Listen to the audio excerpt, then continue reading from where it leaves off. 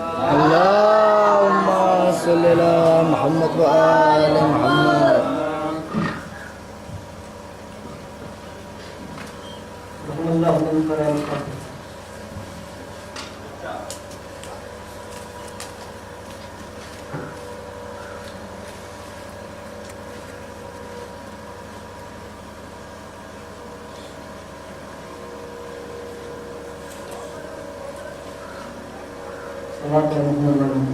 اللهم صل على محمد وآل محمد.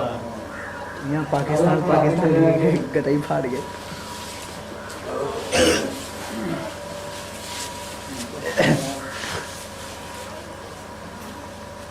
لا حول ولا قوة إلا بالله العلي العظيم.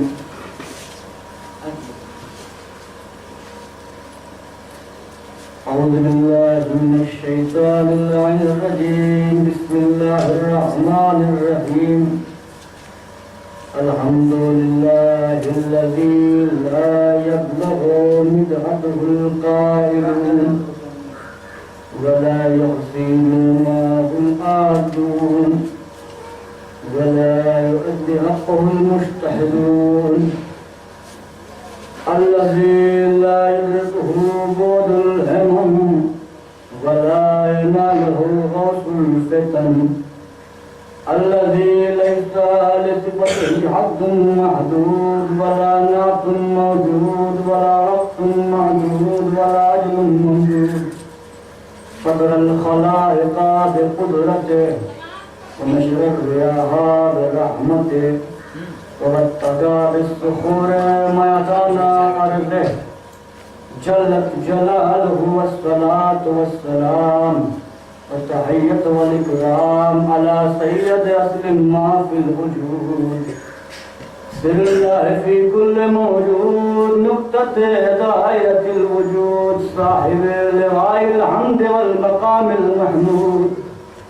سيدنا ونبينا وشفيعنا وحبيب قلوبنا وطبيب نفوسنا مولانا ومولى الثقلين جد الحسن والحسين بالقاسم. اللهم صل على محمد وآل محمد وعلى أهل بيته الطيبين الطاهرين المعصومين المظلومين المنتخبين المنتجبين الذين أذهب الله عنهم الرجس وطهرهم تطهيرا.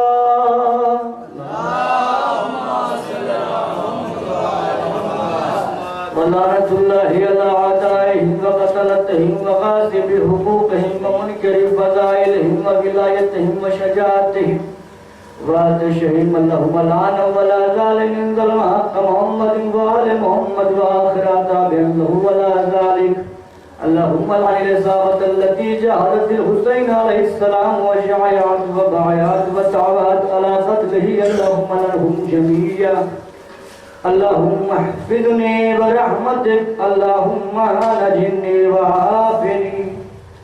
اللهم افتح أبواب فضلك بوسيلة نبيك الآخر بوسيلة إمامك الأول اسمه الأعظم وإيليا بوسيلة سيدة العالمين بوسيلة الشهيدين بوسيلته المعصوم متجرح عنقه بالرماء بوسيلة مطهرة لا ثوب لها لراسها بوسيلة جميع معصومين المظلومين. عاد عليا مظهر العجائب تجده عونا لك في النواهي. كل هم وغم سينجلي بعلي بعلي بعلي يا رب السماوات والأرض يا محمد يا سيد الكونين وإمام الثقلين يا الإمام الدارين. إني حامد اللهم لا تعد إني أشرك ربي لا عدد أفضيت بعذاب الأشد واشكر لرسولك الرحمة وللياء من استمدد من في بيتك تولد بنت نبيك محمد وابناهما من عمدد. رب إني مغلوب فانتصر. اللهم صل على محمد وآل محمد. أما بعد فقد قال الله تعالى في القرآن المجيد والفرقان الحميد وهو أصدق الصادقين وقوله الحق. بسم الله الرحمن الرحيم. والنجم إذا غوى ما ضل صاحبكم وما غوى وما ينطق عن الهوى إن هو إلا وحي يوحى. صلوات محمد وعلى آله.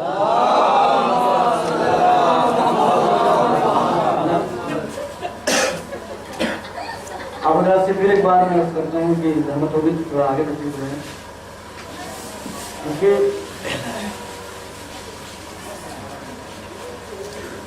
بالجگر رحمت محمد والے محمد پر درود پڑھیں.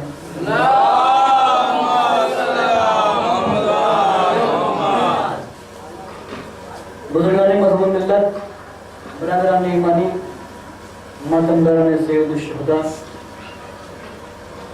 مسلسل آپ مجلسوں میں شریک ہو رہے ہیں اور مجلس اعزا برپا کر رہے ہیں. اس کا عالم تو بی بی فاطمہ الزہرا سلام اللہ علیہا کے علاوہ کوئی دے نہیں سکتا ہے. کوئی اگر چاہے کہ ہم دے دیں تو صرف دعا ہی دے سکتا ہے، کوئی اجر نہیں دے سکتا. آپ دیکھیے جیسے ہی چونکہ میں لکھنؤ میں رہتا ہوں اور انٹرنیٹ یوز کرتا ہوں تو مجھے بہت سی چیزوں کا علم رہتا ہے. جیسے ہی محرم کا چاند نکلتا ہے اور فتوے آنے لگتے ہیں، مسجد کرنا بدعت ہے، علم اٹھانا بدعت ہے، رنجید خبر یہ کہاں سے، قرآن سے ثابت کرو، اس کو قرآن سے ثابت کرو، علم قرآن سے ثابت کرو، تعزیہ قرآن سے ثابت کرو، یہ ساری کی ساری بحثیں ہونے لگتی ہیں. اور ان کے بزرگ اپنے بچوں کو مجلسوں میں آنے نہیں دیتے. دیکھو مسجد میں نہ جانا، گمراہ ہو جاؤ. کیوں نہیں آنے دیتے؟ اس کی وجہ کیا ہے؟ ابھی سوچا آپ نے؟ بھائی انہیں اپنے عقیدے پر یقین ہی نہیں ہے. وہ جانتے ہیں کہ میرا بچہ وہاں جائے گا تو وہاں حق کی باتیں ہوں گی، دین کی باتیں ہوں گی، شریعت کی باتیں ہوں گی، اسلام کی باتیں ہوں گی، یزید کو برا کہا جائے گا. تو اس کا ذہن ابھی استوار ہو رہا ہے، ابھی نما ہو رہا ہے، تو اس کے ذہن پر وہ باتیں اثر انداز ہوں گی. لہٰذا وہ منع کرتے ہیں. یہ ان کے بزرگ ہیں اور ہمارے بزرگ ایسے ہیں کہ جب محرم آتا ہے تو وہ کوئی عمل پسند نہیں کرتے اپنے بچوں کے لیے. وہ کہتے ہیں کہیں نہ جانا، مسجد میں جانا. زندہ باد زندہ باد. یہ ہمارے بزرگوں کا طرز عمل ہے. اس کی وجہ کیا ہے؟ ہمارے بزرگ اپنے بچوں کو منع نہیں کرتے میلاد میں نہ جانا، فلاں جگہ نہ جانا، فلاں جگہ جلسہ ہو رہا ہے وہاں نہ جانا. اس کی وجہ کیا ہے کہ ان کے بزرگ منع کر دیتے ہیں. بھائی جیسے رہبر کو مانیں گے ویسا ہی عقیدہ ہوگا. بھائی رہبر خود ایسا گمراہ ہے، رہبر بھی گمراہ ہے نا. اس پر شیطان کا غلبہ ہوا کرتا تھا، شیطان اس سے غالب پایا کرتا تھا. یہ تو ہماری روایتیں نہیں ہیں، یہ ان کی روایت ہے. تو جیسے بزرگ ہوں گے ویسے ہی اثر ہوگا. وہ منع کر دیتے ہیں اپنے بچوں کو. وہ جانتے ہیں کہ وہاں جائیں گے تو انہیں حق کی باتیں ملیں گی. ذہن ابھی نما ہو رہا ہے، ذہن ابھی استوار ہو رہا ہے، حق کی باتیں اثر انداز ہو جائیں گی. لیکن ہمارے بزرگ اپنے بچوں کو منع کیوں نہیں کرتے؟ کیونکہ یہ علی کو مانتے ہیں اور انہیں اپنے بچوں کے عقیدے پر مکمل یقین ہے. یہ جانتے ہیں کہ میلاد میں جائے چاہے جلسے میں جائے، وہاں کے ملا کی تقریر سن کے گمراہ ہونے والے نہیں ہیں، بلکہ اتنا علم رکھتے ہیں کہ ملا کو پڑھا دے گا. زندہ باد زندہ باد.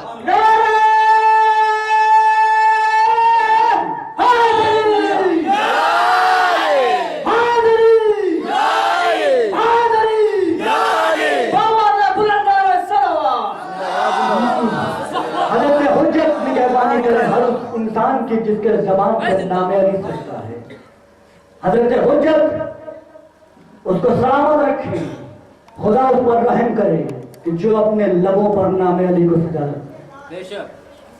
بھائی یہی وجہ ہے نا، ہمارے بزرگوں کو یقین ہے کہ ہم جس رہبر کو مانتے ہیں وہ رہبر ایسا نہیں ہے کہ جو رسول کو کسی جنگ میں چھوڑ کے چلا جائے. وہ رہبر ثابت قدم ہے. وہ تو اتنا یقین کا حامل ہے کہ اس نے تو کہہ دیا لو کشف الغطا مستبدہ یقینا.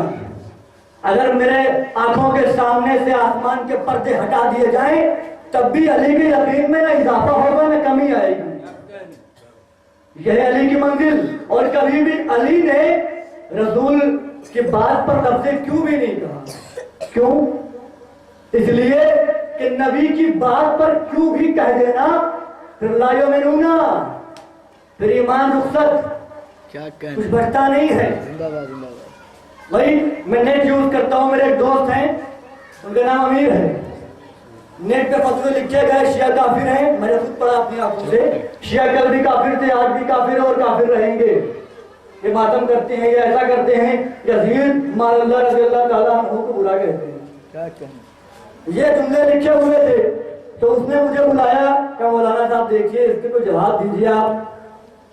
तो मैंने कहा भैया ऐसा है कि इसका जवाब हमेशा से दिया जा रहा है और मुसलसल हमारे उलमा इसका जवाब देते रहे हैं, लेकिन ये इनकी फितरत में रच बस गया है। इधर मुहर्रम का चांद निकलता है, इधर ये लिखने लगते हैं, इश्तिहारात निकालने लगते हैं।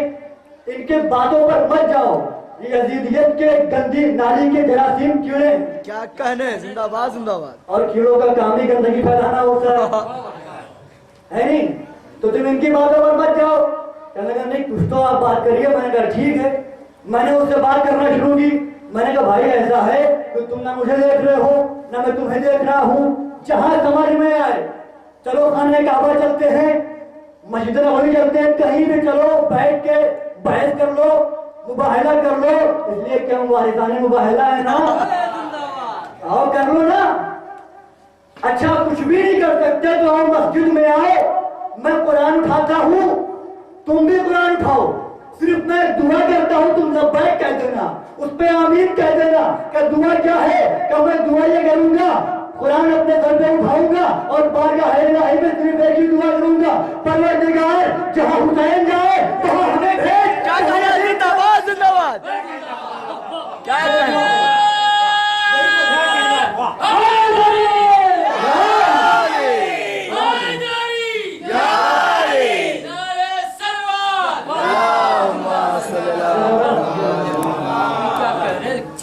बारे जगह दुरूद पढ़ो मोहम्मद वाले मोहम्मद।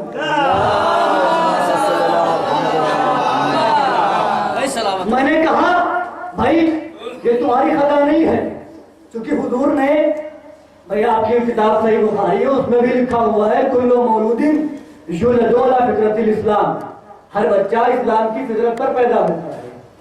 उसके परवरिश करने वाले उसे अपने जैसा बना देते हैं, उसके पालने वाले उसे अपने जैसा बनाते हैं, उसे परवान चढ़ाने वाले यहूदी बनाते हैं, नसारा बनाते हैं, नजरानी बनाते हैं।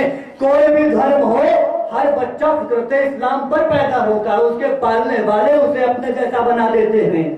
भाई फातिमा बिनते असद की आगोश में जो परवान चढ़ा उसके बारे में क्या ख्याल है? अबू तालिब ने भी जो किसी को पाला है, क्या कहने, तो मालूम ये हुआ कि हुजूर की हदीस जो कह रही है कि हर बच्चा फितरत इस्लाम पर पैदा होता है, उसके परवरिश करने वाले, उसके पालने वाले उसे अपने जैसा बना देते हैं। तो इसका मतलब ये हुआ कि बच्चे का कोई कसूर नहीं है, कसूर आगोश तरबियत का है। तो जो कसूर आगोश तरबियत का है, तो भाई जब फातिमा जैसी आगोश होगी तो हुसैन पलेगा। जिंदाबाद जिंदाबाद जिंदाबाद। जब फलसफा ये बन गया, कुल्लिया ये बन गया, कानून ये बन गया कि हर बच्चा फितरत इस्लाम पर पैदा होता है, पालने वाले उसे अपने जैसा बना देते हैं, तो अब कसूर बच्चे का नहीं है, कसूर आगोश तरबियत का है। तो अब जब भी कोई बच्चा अपने घर से निकलकर माशरे में आए तो बच्चे को कुछ ना कहना, आगोश तरबियत कहना, उसकी माँ को कहना, उसके बाप को कहना, इसलिए कि जैसे थे वैसा बना दिया। तवज्जो, जैसे थे वैसा बना दिया। तो पालने वाले अपने जैसा बनाते हैं ना, तो भाई हमारे वालिदैन हुसैनी थे ना, माँ हमारी हुसैनी थी, बाप हुसैनी था। आगोश में पलने वाले बच्चे वैसे ही बनते हैं जैसे वालिदैन होते हैं। हमारी माँ हुसैनी थी, बाप हुसैनी था, हमें अपनी आगोश में पाला, हुसैनी बना दिया। अब ये अपनी अपनी किस्मत की बात है, किसी के पालने वालों ने किसी को हुसैनी बनाया, किसी के पालने वालों ने किसी को यजीदी बनाया। जिंदाबाद जिंदाबाद। पालने वाले जैसे हो, जैसे परवान चढ़ाने वाले हो, क्योंकि बच्चों पर उन्हीं का असर होता है। जो बच्चे को परवान चढ़ाएगा उसी का असर आएगा, यही तो कानून है। जो बच्चे को परवान चढ़ाएगा, इसलिए हुजूर ने कहा था अलवलदु सिर्रुल अबी, بیٹا باپ کے کردار کا آئینہ ہوتا ہے، کیونکہ بیٹا باپ کے سائے میں پلتا ہے۔ جب حضور یہ کہہ رہے ہیں کہ جیسی آگوش ہوگی ویسی تربیت ہوگی، تو اب اگر علی کی شجاعت تمہیں خیبر اٹھائی ہوئی دکھائی پڑے تو ابو طالب کی شجاعت کا اندازہ کر لینا۔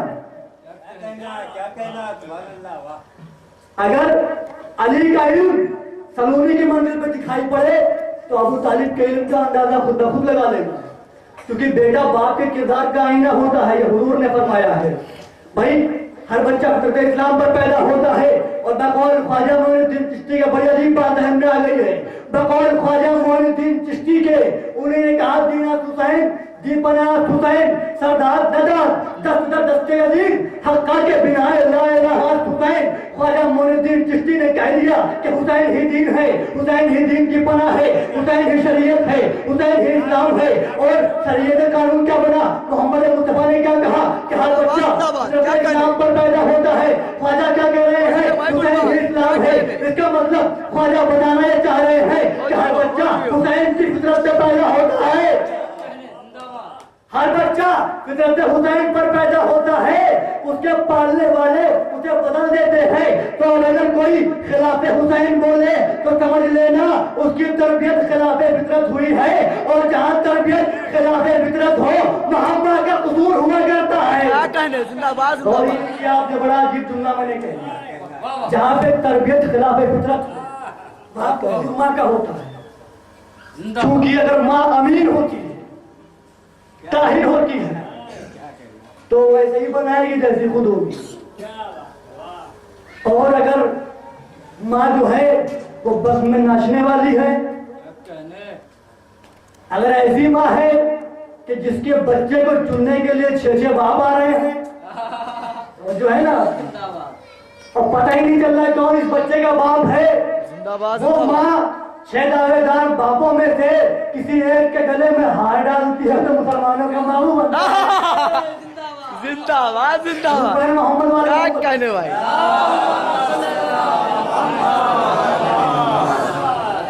نعرے حیدری لگا دو۔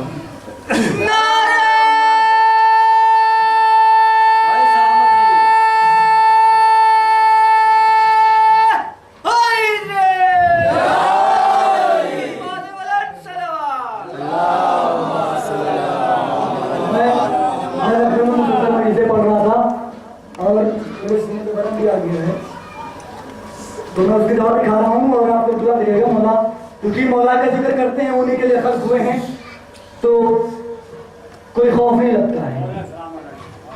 تو فطرت پہ پیدا ہوتا ہے ہر انسان کو، اسلام کی فطرت پر، اس کے پالنے والے اسے اپنے جیسا بناتے ہیں۔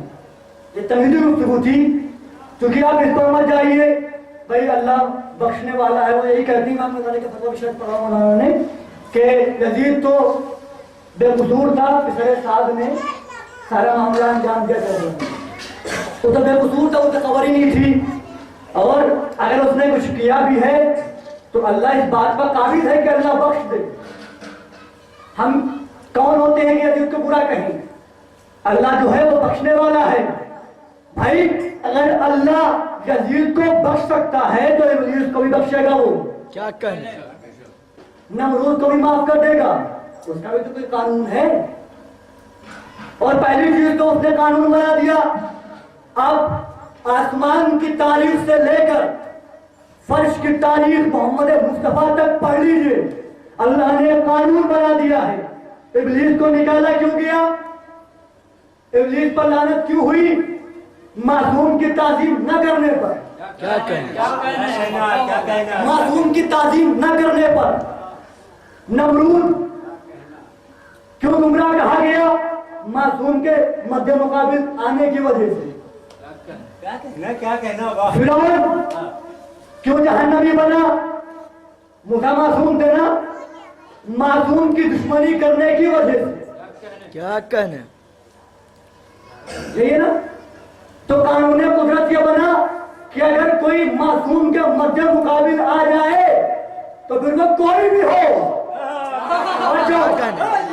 ابلیس سب سے بڑا عبادت گزار تھا، اس پر اتنی عبادتیں کی اس نے کہ ہم صورت ملائکہ ہو گیا، قرۂ ارض پر کوئی جگہ باقی نہیں بچی جہاں اس نے سجدہ نہ کیا ہو.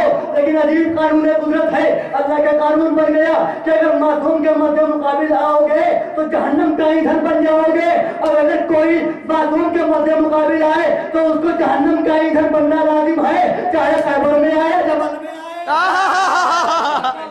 درود پر محمد والے محمد. زندہ باد.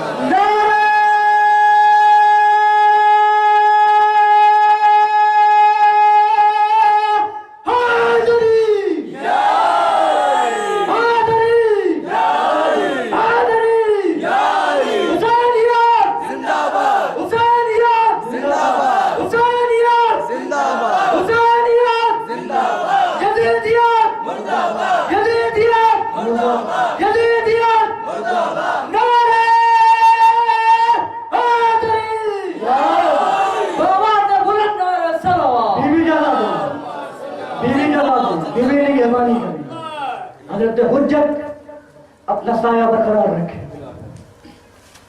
آج جو حسین کی مجلسیں ہوتی ہیں یہ کوئی رسم نہیں ہے, کوئی رواج نہیں ہے کہ ہم بس باپ دادا کر رہے تو کر رہے ہیں.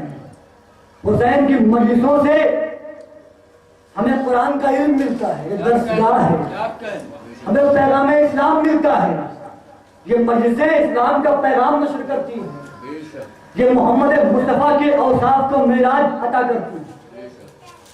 یہ مجلسیں خدائے برحق کے دین کے پیغام کو پھیلاتی ہیں. یہ کوئی شیعوں میں رونے کی جگہ نہیں ہے کہ بس باپ دادا رو رہے تھے تو رو رہے ہیں. نہیں, ایسا بالکل نہیں ہے. یہاں دین کا پیغام دیا جاتا ہے, دین کی باتیں بتائی جاتی ہیں, اور یہ محمد مصطفیٰ کا دین ہے. تو جب طے ہو گیا کہ مجلس حسین میں دین کی باتیں بتائی جائیں گی اور دین دین کا صاحب محمد ہے, محمد مصطفیٰ دین کے نشر کرنے والے ہیں, مجلس حسین میں دین کا پیغام دیا جاتا ہے, تو اب اگر کوئی خلاف مجلس بولے تو خلاف مجلس نہیں بولا, محمد مصطفیٰ کے خلاف بولا. اور جو محمد کی راہ میں آئے وہ قرآن میں یا ابو لہب ہوتا ہے یا ابو جہل ہوتا ہے, یا وہ ابو جہل ہوگا یا ابو لہب جو مجلسوں کے راہ میں کاٹے بچھے. میں نے آیت تلاوت کی, بسم اللہ الرحمن الرحیم, والنجم اذا ہوا ما ضل صاحبکم وما غوى. اب غور کریے, لمحہ فکریہ یہاں پہ ہے, شاید کوئی نئی بات کہنے کی کوشش کر رہا ہوں میں. والنجم اذا ہوا, قسم ہے اس تارے کی جب وہ ٹوٹا. یہ قسم کھا کون رہا ہے؟ ہم آپ نہیں کھا رہے ہیں. یہ کائنات کا خدا جس نے کائنات بنائی ہے وہ قسم کھا رہا ہے والنجم اذا ہوا. قسم ہے اس تارے کی جب وہ ٹوٹا. یہ کون سا تارا ہے جو بھائی پروردگار عالم نے ایک تارے کی قسم کھائی, تاروں کی قسمیں نہیں کھائی. اگر تاروں کی قسمیں کھا لیتے تو مصیبت آ جاتی. بھائی آپ آسمان پہ دیکھتے ہیں بہت تارے ٹوٹا کرتے ہیں, تاروں کی موت ہی یہی ہے کہ وہ ٹوٹے, ان کی موت واقع ہو گئی. جب تک وہ عرش پر ہیں حیات, ادھر ٹوٹے ادھر موت آ گئی ان پر. اور پروردگار عالم کرے والنجم اذا ہوا, قسم ہے اس ایک تارے کی جب وہ ٹوٹا. میری طرف متوجہ رہے, قسم ہے اس ایک تارے کی جب وہ ٹوٹا. یہ کائنات کا خدا قسم کھا رہا ہے. یہ تارا ہے کون سا؟ یہ کون سا تارا ہے جس کی خدا قسم کھا رہا ہے؟ کہ اس کا نام زہرہ ہے. اچھا, اس کا نام زہرہ ہے تو اس کی فضیلت کیا ہے جو خدا قسم کھا رہا ہے؟ کہ اس کا نام زہرہ ہے اور اس کی فضیلت یہ ہے کہ اس نے اپنی جبین در زہرا پر خم کر دی. اس کی فضیلت یہ ہے کہ اس نے اپنی جبین در زہرا پر خم کر دی ہے. تو اب معلوم یہ چلا کہ اگر کوئی اپنی جبین فاطمۃ الزہرا کی تحریف پہ خم کر دے تو بارگاہ الہی میں اتنا بلند ہو جاتا ہے کہ منزل قسم پر آ جاتا ہے. اور صرف آسمان سے ٹوٹنا ہی دلیل نہیں ہے فضیلت کی, صحیح دروازے پر جانا بھی دلیل فضیلت ہے، صحیح دہلیز کو چننا بھی دلیل فضیلت ہے۔ آسمان سے ٹوٹا، بظاہر آیا پستی کی طرف، لیکن اتنا بلند ہو گیا، اتنا بلند ہو گیا کہ اس کی بلندی کا اندازہ نہیں لگایا جا سکتا۔ تاروں کی زندگی ہے آسمان پہ رہنا، موت ان کا ٹوٹنا۔ اب آسمان پہ بہت سے تارے ٹوٹا کرتے ہیں، ہمیں نہیں دیکھنا کون سا تارا کہاں ٹوٹا، کہاں فنا ہو گیا ہے، ہم کو صرف یہ دیکھنا ہے کہ کون سا تارا وہاں سے ٹوٹنے کے بعد در صحرا پر آیا۔ اب جو تارا در صحرا پر آیا، آنے کے بعد اپنی زمین خم کر دی تو خدا کی طرف سے اس کو اتنی زندگی مل گئی جتنی قرآن کو ملی ہے۔ اب جب تک قرآن رہے گا، جب تک اس تارے کا ذکر رہے گا،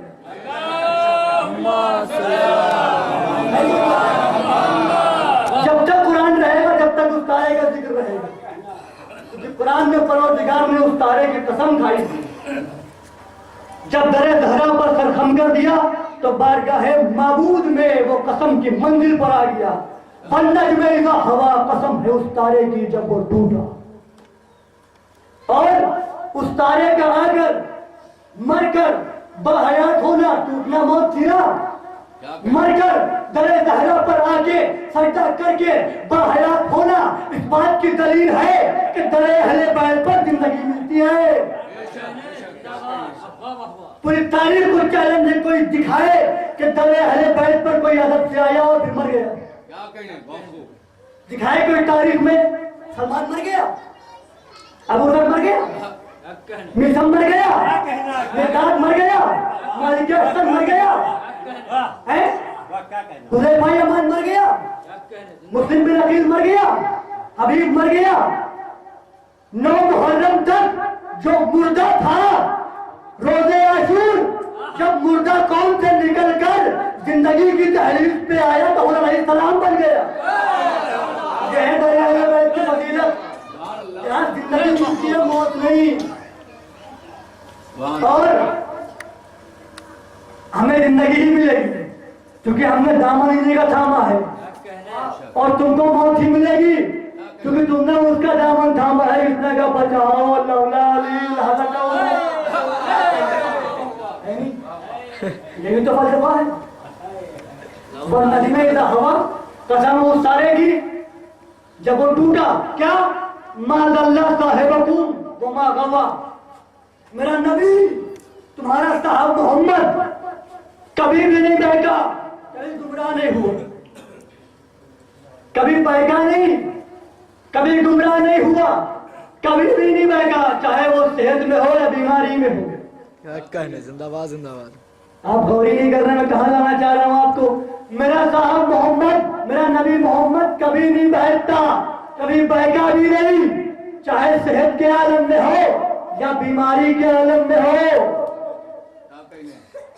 میرے محمد پر نہ ذہن پر غلبہ ہوتا ہے گمراہیت کا، نہ نطق پر، نطق کی ضمانت دی وما ينطق عن الهوى کہہ کر کہ یہ بولتا ہی نہیں جب تک وحی الہی نہ آ جائے، جب تک اللہ کی وحی نہ آ جائے۔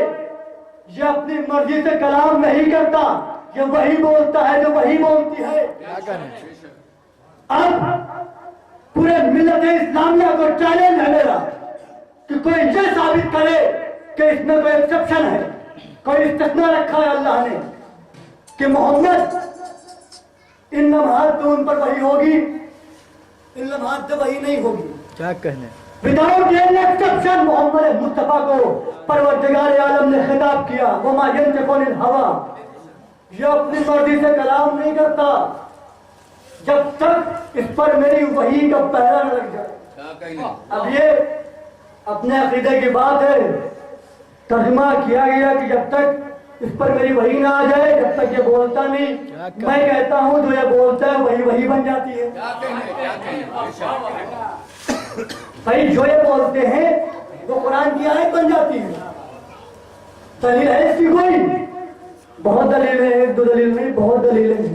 پورا قرآن ان کے طرز عمل پر ہے، پورا قرآن ان کے ہی عمل کی بیانی کر رہا ہے، ان کے ہی عمل کا تذکرہ کر رہا ہے پورا قرآن، کیونکہ ہماری اور آپ کی بات نہیں ہے۔ फिर झगड़ा किस बात का? या आखिर इख्तिलाफ किस चीज का है? क्या इख्तिलाफ इंसानों का नहीं है? ये बहुत अहम बात है। इख्तिलाफ इंसानों में नहीं है, फिर क्या इख्तिलाफ आयत और रवायत में है? अब अगर मुतवज्जह रहेंगे तो आपको लुत्फ आएगा इंशाअल्लाह। इख्तिलाफ आयत और रवायत के दरमियान। क्या कहना? भाई हम में कोई इख्तिलाफ नहीं है, भाई तुम भी इस्लाम के मानने वाले हो, हम भी इस्लाम के मानने वाले हैं, लेकिन तुम उस रसूल को मानते हो कि जिसको पढ़ाया गया। क्या कहने? हम उसको मानते हैं कि जिसका उस्ताद जिब्रील को पढ़ाए, जिसका शागिर्द जिब्रील को पढ़ाए, हम उसको मानते हैं। नबी का उस्ताद तो अल्लाह, शागिर्द कौन? अली। दो के दोनों जिब्रील को पढ़ाते हैं, हम उसको मानते हैं। फिर झगड़ा किस बात का है? भाई हुजूर की हदीस है और तमाम मुसलमानों की किताबों में लिखी गई है ये हदीस कि देखो हमारी हदीस को कुरान से मिलाओ, अगर मिल जाए कबूल कर लो, ना मिले दीवार पे मार दो, उसे कबूल न करना। ये मेरी बात नहीं है, ये पैगंबर इस्लाम फरमा रहे हैं। अगर कुरान से मैच न करे, कुरान से टैली न करे, डोंट एक्सेप्ट, मार दो उसे दीवार पे। एक्सेप्ट ही मत करना, उसे मानना ही नहीं, कबूल ही मत करना। रवायत और कुरान के दरमियान झगड़ा है। कुरान चाहता है कि जो मैं पेश करूं इस्लाम, मुसलमान उसको तस्लीम करें। रवायत चाहती नहीं, जो मैं पेश करूं मुसलमान उसको माने। अब मुतवज्जह रहना, कुरान चाहता है कि शान मोहम्मद मैं बयान करूं, रवायत चाहती है मोहम्मद मुस्तफा की अजमत अबू हुरैरा बयान करे। क्या करे? अबू हुरैरा बयान करे। वे कुरान क्या कह रहा है? उमा मोहम्मद इल्ला रसूल। अब रवायत और आयत का झगड़ा दिखा रहा हूं आपको, और रवायत को मार देना है दीवार पे, आयत को कबूल कर लेना है, यही बात है ना। और वो ये भी कहते हैं कि भाई कुरान से साबित करो हर चीज, तो कुरान से मानेंगे हम तो अपने रवायतों को आज से अपनी किताबों से निकाल दें। कुरान कह रहा है मोहम्मद जिंदगी के हर लम्हे में रसूल है। उमा मोहम्मद इल्ला रसूल, मोहम्मद जिंदगी के हर लम्हे में रसूल है। चाहे सोए, चाहे जागे, चाहे बोले, चाहे खामोश रहे, बस में हो तब भी रसूल, आसमान पे हो तब भी रसूल, आसमान पे हो तब भी रसूल, जंग में हो तब भी रसूल, बिस्तर पे हो तब भी रसूल, बीमारी के आलम में हो तब भी रसूल, सेहतमंद हो तब भी रसूल, अलम दे तब भी रसूल, अलम ले तब भी रसूल। क्या कहने? रसूल अपनी जिंदगी के हर लम्हे में रसूल है।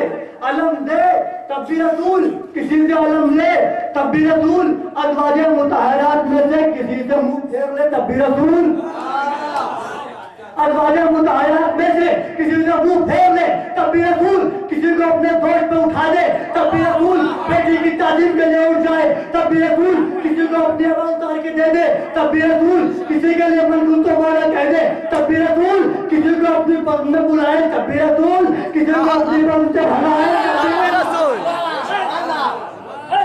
कोई एक्सेप्शन नहीं है, कोई इस्तिस्ना नहीं है, जिंदगी के हर लम्हे में रसूल।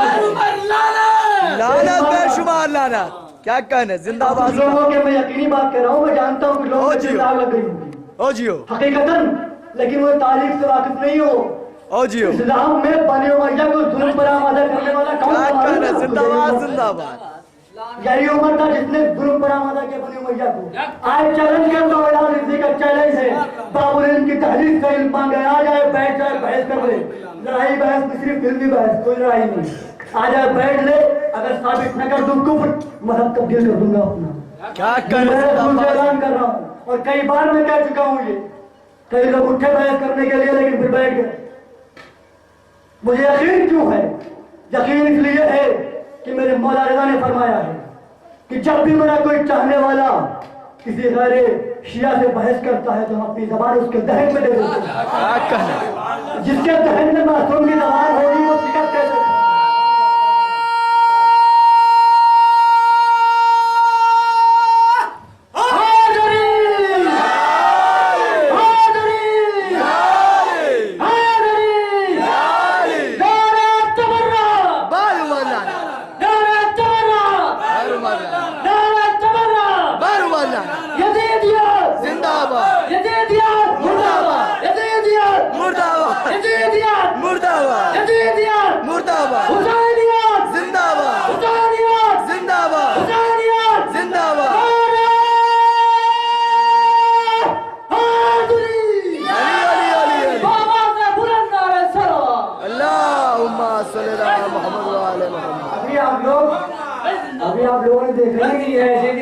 باتیں کوٹ کرتے ہیں وہ لوگ کہ زمین کھسک جائے ایسی باتیں کوٹ کرتے ہیں. کیا کہنے او جیو سلامت رہو بھائی. میں تو اپنے آپ کو دیکھتا رہتا ہوں. انٹرنیٹ چلائیے آپ دیکھیے کیسے کیسی باتیں لکھتے ہیں اس پہ. کتابوں کی بات جانے دیجیے, اب تو اعلان آتے ہیں سامنے ایسے ایسے باتیں کوٹ کرتے ہیں کہ کیا بات ہے. تو زندگی کے حق میں محمد رسول ہے یہ آیت کہہ رہی ہے. روایت کیا کہہ رہی ہے؟ روایت کہہ رہی ہے, تعین کریں گے اس بات کی. روایت کہہ رہی ہے کہ نبی کے زندگی کے 2 حصے ہیں. یہ ان کی کتابوں میں لکھا ہوا ہے کہ نبی کی زندگی کے 2 حصے ہیں. ایک بحیثیت بشر, ایک بحیثیت نبی. غور کر رہے ہیں, ایک بحیثیت نبی کے ہے, ایک بحیثیت بشر. اور قرآن کہہ رہا ہے کہ محمد زندگی کے ہر لمحے میں رسول ہے, ہر لمحے میں رسول ہے. روایت کہہ رہی ہے کہ ایک حصے میں بشر ہے اور ایک حصے میں رسول ہے. ٹھیک ہے, میں تیری بات کو تسلیم کرتا ہوں کہ نبی ایک حصے میں بحیثیت بشر ہے اور ایک حصے میں بحیثیت نبی ہے. لیکن مجھے پتا کہ فیصلہ کون کرے گا کہ نبی کب بشر ہے اور نبی کب نبی ہے. کیا کہنے زندہ باد. یہ نبوت کوئی مولوی کا امامہ نہیں ہے کہ اتار دیا تو نہیں ہے, لگا لیا تو ہے. یہ نبوت مذہب الہی ہے. فیصلہ کون کرے گا کب نبی کب بشر. تو سلام کیا کرو آمنہ کے چاند کی صداقت کو.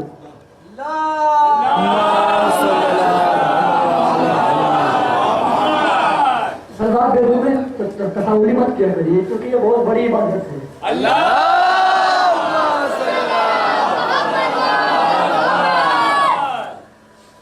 تو یہ پہلی روایت رسول کی نہیں رکھی. آیت کہہ رہی ہے کہ زندگی کے ہر لمحے میں رسول ہیں, اور روایت کریں نہیں یہ 2 حصے ہیں. تو اب تو ہمیں روایت کو دیواریں مارنا ہے. پھر روایت نے کیا کہا؟ آیت نے کہا عالم نشرح کا صدرک, اے میرے حبیب میں نے تیرے سینے کو گنجینہ علم الہی بنایا ہے. روایت کیا کہہ رہی ہے؟ نبی کے سینے کا آپریشن ہوا, غلطیں نکالی گئی. یہ روایت ہے, یہ میرا ہوئی کہ نہیں ہوئی. اللہ کہہ رہا ہے میں نے گنجینہ علم الہی بنایا, سارے کا سارا علوم پیغمبر کے سینے میں اڑیل دیا. روایت کہہ رہی نہیں پڑھایا گیا, جزاک اللہ, پڑھایا گیا. اچھا یہ کیوں لکھ گیا پڑھایا گیا؟ وجہ یہ ہے کہ انہوں نے, ان کا مطلب تھا کہ پیغمبر جیسے ہمارے بچے جو تختی لے لکھنے کے لیے, ان کا مطلب تھا کہ پیغمبر کو ہم دیکھیں وہ تختی لے کے کسی مدرسے میں جائیں الف ب لکھ کے تو ہم جانے پڑیں. کیا کہنے زندہ باد زندہ باد. یہی مقصد ہے ان کا بھائی. انہوں نے دیکھا نہیں, پیغمبر کبھی تختی لے کے گئے نہیں, کبھی کسی نے تعلیم حاصل نہیں کی, بلکہ جس کو تعلیم دی وہ علی بن گیا. کیا کہنے جس کو تعلیم دی وہ علی بن گیا.